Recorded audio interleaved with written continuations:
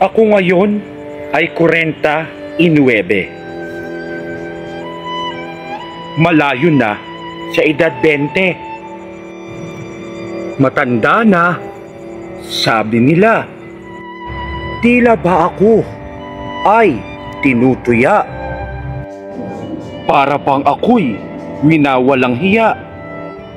Kakayahan ko ba ay minemenos? Kumpara sa artista, isa na akong laos. Op, sa paghuhusga, huwag padalos-dalos. Hanggang ako'y may lakas na hindi kinakapos, hanggang may buhay at nakakakilos, ako ay may kakayahan at may silbi pa sa bayan. Kaya edad kong 49, huwag huhusgahan. Marami pa itong kayang gampanan sa tulong ng Diyos na makapangyarihan.